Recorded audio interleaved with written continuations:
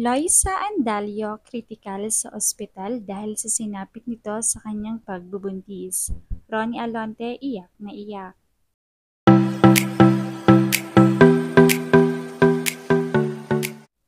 Kamakailan nga lamang ay napabalita ang pagbubuntis umano ng aktres na si Loisa Andalio.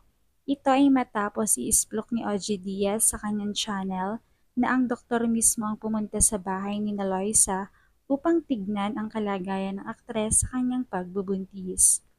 Masasabi ngang hindi ganoon ka-expose sa publiko sina Loisa at Ronnie pagdating sa kanilang relasyon. Bagaman batid naman ng lahat na matagal na sila at umabot na nga ang kanilang relasyon sa 9 years. Kaya naman hindi na rin nakapagtataka kung magbubunga na talaga ang relasyon nila. Sina Loisa Andalio at Ronnie Alonte ay isa sa pinakamatagal at pinakasinusubaybayang showbiz couples ngayon. Sa buong panahong iyon ay parehong dumaan sa mga matitinding pagsubok at magagandang tagumpay. Ibinahagi nila noon na ang sikreto ng kanilang matatag na relasyon ay bukas na komunikasyon, tiwala at pagiging magkaibigan bago maging magkasintahan. Dumaan sila sa kontrobersya tulad ng pag-amin ni Ronnie na minsang nagkamali siya, pero pinili ni Loisa ang pagpapatawad, na sinabing ito ay isang desisyon para magkaroon sila ng kapayapaan at mas matibay na relasyon. Sa isa pa nilang public na pag-uusap, nabanggit nila na isa sila sa magkaibigan kaysa tipikal na magjowa lang. Sa isang video nila, sinabi ni Ronnie na dahil sa pagiging magkaibigan nila, mas natural para sa kanya ang maging sarili niya. Ibig sabihin hindi lang drama or romance ang relasyon nila. May tunay na companionship na tumutulong sa kanila na malampasan ang mga hindi magaan na bahagi ng kanilang relasyon.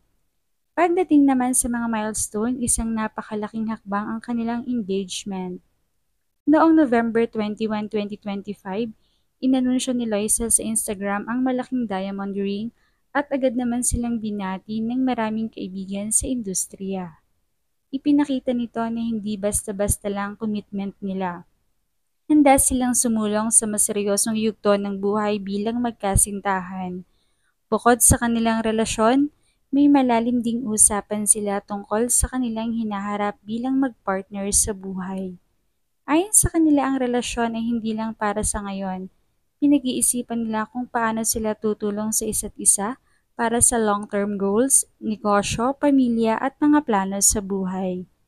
Samantala dahil nga kumpirmado na ang pagbubuntis ni Loisa, bagaman hindi nila mismo ito inamin ng direkta sa publiko, ay makikita naman ito sa kanyang pananamit na halos balot na at may itinatago. Hanggang sa pumutok nga ang balitang isinugod sa isang pribadong ospital si Loisa dahil sa hindi maayos na lagay nito sa kanyang pagbubuntis. Sa mga nakaraang araw nga ay naging busy si Loisa sa kanyang business na makeup product at dumalo pa ito sa launching ng panibagong product na tinawag na Vifina. Makikita na inaalalayan siya ni Ronnie noon dahil nung araw na iyon ay hindi na maganda ang pakiramdam ni Loisa. Subalit kinakailangan niya lamang dumalo dahil siya nga ang CEO ng kanyang makeup product. Kaya naman kailangan niya mag-show up sa publiko at sa mga sumusuporta sa kanya. Ayon sa aming source, bigla na lamang tumamba si Loisa at hindi na nito kinaya. Kaya naman agad na tinawagan ng kanyang assistant si Ronnie Alonte na busy rin sa negosyo nilang resort na kabubukas pa lamang. Agad naman daw na nakapunta si Ronnie at sinamahan ito ng glam team ni Loisa upang dalhin ang aktres sa ospital. Napansin ng kanyang doktor na sobra ng strain ng katawan niya at maaaring maapektuhan ang pagbubuntis kung ipagpapatuloy ang ganoong ritmo. Kinakailangan niyang huminto sandali sa trabaho at magpahinga. Ang balitang ito'y agad na kumalat sa social media at labis na nalulungkot ang mga tagahanga ni Loisa. Maraming fans ang nagpost ng mensahe ng pag-alala, pagdadasal at paalala na magpahinga na lamang siya. Ang iba ay halos hindi makapaniwala na ang kanilang idolo ay nahihirapan at ramdam nila ang lungkot at pangamba sa sitwasyon niya. Sa ngayon ay patuloy siya sa pagpapagaling sa ospital at umaasa na magiging maayos ang kalagayan niya.